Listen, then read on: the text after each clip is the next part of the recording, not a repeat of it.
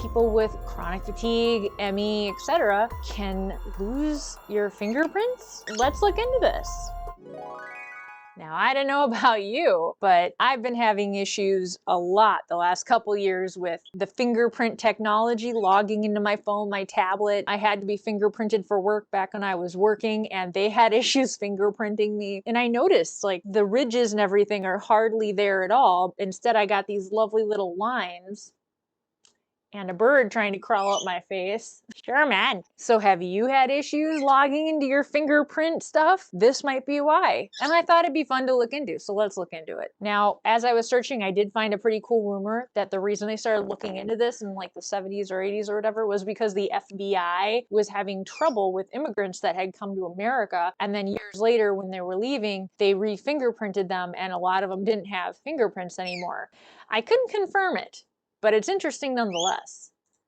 A friend in my group told me about this. Well, this is the link they gave me. It was the ME Action Encyclopedia, and it just is a basic explanation. Fingerprint changes that may show as faded prints and or lines across fingerprints, horizontal and vertical, occurring in approximately 40% of meCFS patients, according to the expert Dr. Paul R. Cheney, who, by the way, I found out died in 2021. 10% of meCFS patients can't even be fingerprinted at all. This can also happen with other diseases such as Raynaud's, celiac, and some autoimmune condition and skin diseases, but as far as the general population, it is extremely rare. So okay, that kind of says a lot. As I was looking at their references, half of them, the links are shut down and don't work anymore. The other half, you need to pay at least 40 bucks to read the dang articles. And these were all older articles too, I noticed. Now, the good thing about it is there were a couple of blogs based on some of these articles, and there was also lots and lots of comments on these blogs where people were going through and had the exact same issue. So many people. A lot of them were really into Dr. Cheney's work. Of course, half these comments were from 10 years ago. The videos are typically unavailable that they were talking about.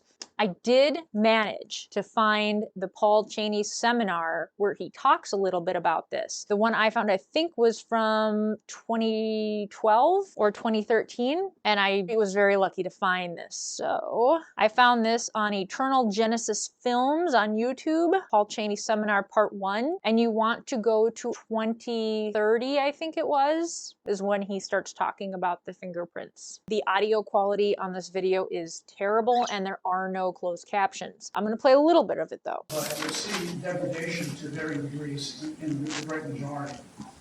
And probably in about 10, maybe 15%, they really cannot be fingerprinted at all. This is a normal fingerprint, and this is a chronic fatigue syndrome patient. We really got interested in this when some patient came to me and she said her fingers were hurting, and it felt like she'd taken her fingers and dipped it in hot oil and then stuck it in a sandbox.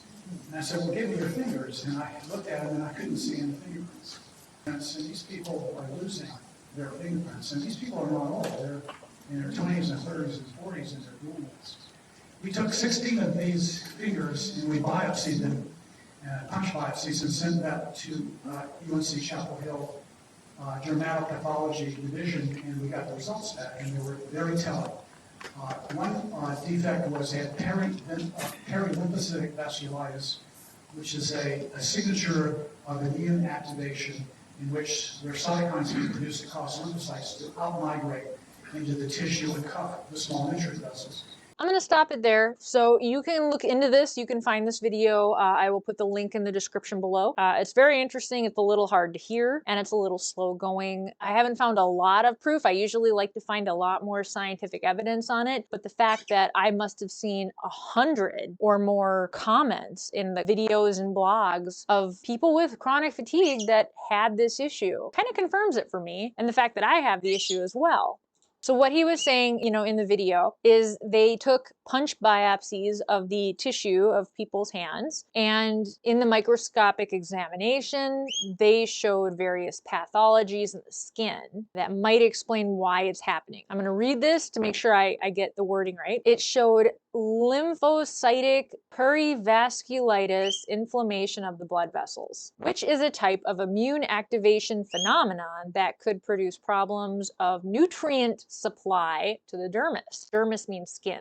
It also showed lesions in the fibroblasts, the cells that produce the connective tissue. They may not be making collagen correctly anymore. And it says this appears to be related to a periarteritis secondary to fibroblasts congregating in the distal circulation. So basically, with the biopsies and everything, they kind of proved there's a couple things happening where collagen synthesis is definitely affected. And that can definitely affect fingerprints. Fingerprints are such a key thing that it's almost impossible not to get them off people, and that's why they're used in court and everything. That's why the police use them to identify suspects. Not that I'm telling you to go commit any crimes. Not like we have the energy anyways, right?